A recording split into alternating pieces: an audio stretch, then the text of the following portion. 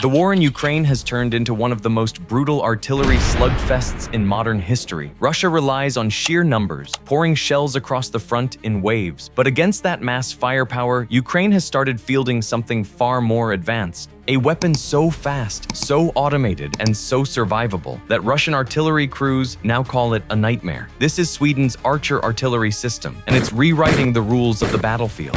The Archer was never meant to fight in Ukraine. It was designed in Sweden during the Cold War, when a small nation had to plan for the possibility of being overrun by a much larger power. The logic was simple. If you can't outnumber your opponent, you need to outsmart them. Sweden wanted a system that could fire quickly, move before being spotted, and protect its crew from counter-battery fire. What they built was essentially a sniper rifle in the world of howitzers, mounted on a heavy-duty truck that can sprint in and out of combat zones, faster than most enemies can react.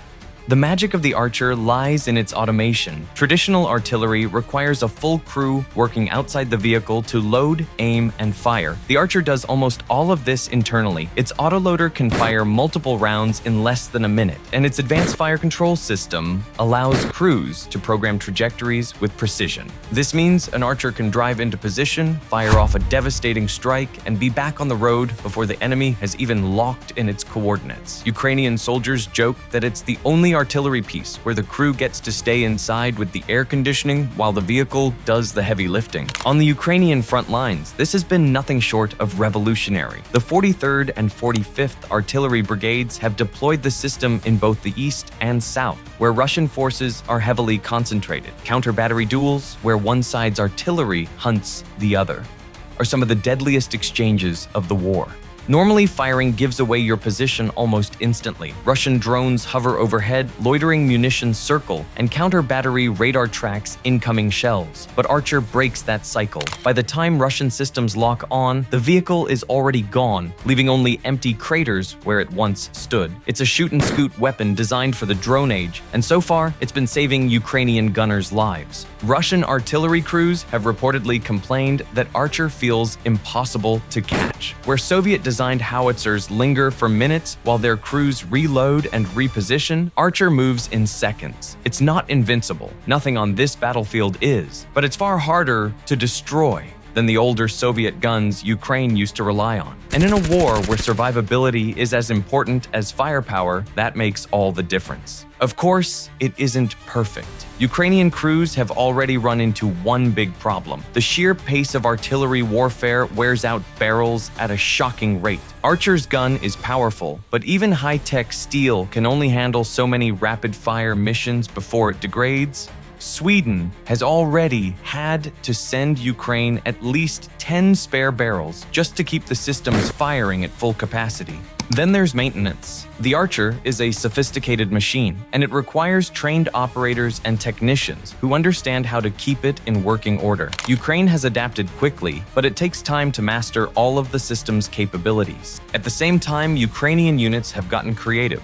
They've built hidden firing positions, camouflaged Archer trucks under tree cover, and even developed anti-drone tactics specifically to protect these prized systems. Russian surveillance drones are relentless, but Archer crews are learning how to blend speed with stealth to stay one step ahead. And Sweden hasn't just dropped off the systems and walked away. Stockholm has committed to a steady stream of support, supplying ammunition, spare parts, and new units. Ukraine initially received 8 Archers, and another 18 are already on the way. The plan is to eventually field 44 in total. Sweden has also joined international coalitions to coordinate artillery deliveries and keep supply lines steady, ensuring Ukrainian gunners don't run out of shells in the middle of a fight. What's emerging is a new kind of artillery doctrine. Instead of relying on massed batteries that sit exposed, Ukraine is learning to operate small, mobile, high-tech systems that can deliver precision fire and then vanish. It's asymmetric artillery warfare, and Archer is at the heart of it. The Russians have learned that trying to hunt down these vehicles is costly and often futile. Every minute they spend looking for Archers is a minute they're not bombarding Ukrainian lines. For Sweden, the archer was always about survival against a larger power.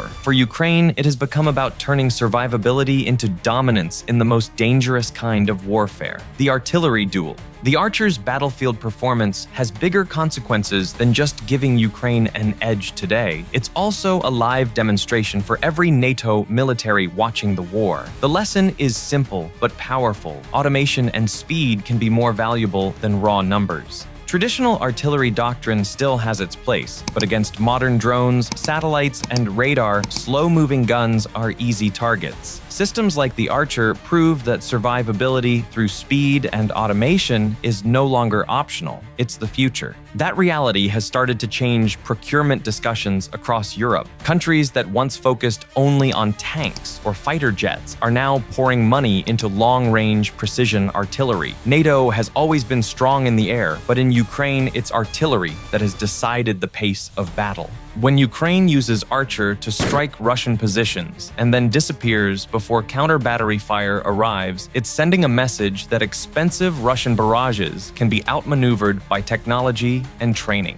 For Russia, this has been a nightmare scenario. The Kremlin bet heavily on artillery superiority, believing sheer volume of fire would grind Ukraine down. Instead, their gunners now face Western systems that don't play by the old rules. It's not just Archer, of course. HIMARS, Caesar, and PZH. 2000s all play their part, but Archer is unique in how automated and survivable it is. When Russian crews lose their own guns to counter battery fire, while Ukrainian archers slip away untouched, the psychological impact is enormous. No artilleryman wants to feel like they're the hunted instead of the hunter. But survivability isn't the only thing Archer offers. Its ability to fire precision-guided munitions makes it a powerful tool for striking Russian command posts, supply depots, and even moving armored formations. In the Donbas and Zaporizhzhia regions, Ukrainian crews have used Archer to smash Russian artillery positions, sometimes neutralizing an entire battery before the enemy could fire more than a few rounds in response. This kind of efficiency changes the calculus of the war. Instead of losing 10 guns for everyone destroyed, Ukraine can flip the ratio, a nightmare for any Russian commander trying to sustain operations. Still, there's a catch. Ukraine doesn't have unlimited archers, and every loss would be painful. With a total of 44 planned, the system is a force multiplier but not a magic bullet. It can't replace the hundreds of Soviet-era howitzers still in use. Nor can it completely shield Ukraine from Russia's overwhelming stockpiles of shells. What it does provide is breathing room. Every mission it survives and completes is another day. Ukrainian forces can hold the line, another Russian battery neutralized, another convoy stopped before it reaches the front. And that's why Sweden's ongoing support matters so much. Stockholm isn't just handing over machines, it's investing in Ukraine's ability to wage a modern, sustainable artillery war. Spare barrels, ammunition, training, and integration with other NATO systems all ensure the archers don't just make a short-term splash, but stay lethal for years. In many ways, Sweden is using Ukraine as a testing ground, proof that its decades-old design can thrive in the most hostile artillery environment on Earth. The Archer also carries a symbolic weight. It shows how even a relatively small nation can have an outsized impact on global security. Sweden's defense industry isn't the biggest in Europe, but by prioritizing innovation, it has produced a weapon that is shaping the outcome of the largest war on the continent since World War II. That's not just a victory for Ukraine, it's a wake-up call for NATO.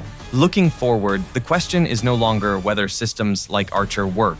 They do. The question is how many NATO and European armies will adopt them, and whether Russia can adapt fast enough to counter them. If Moscow continues relying on mass firepower with outdated systems, it may find itself consistently outpaced. But if Russia invests in its own mobile, automated artillery, the race could escalate into a new phase of technological competition. For now, Ukraine is the proving ground, and every successful Archer strike is another reminder that wars are not won solely by the biggest armies, but by the smartest ones.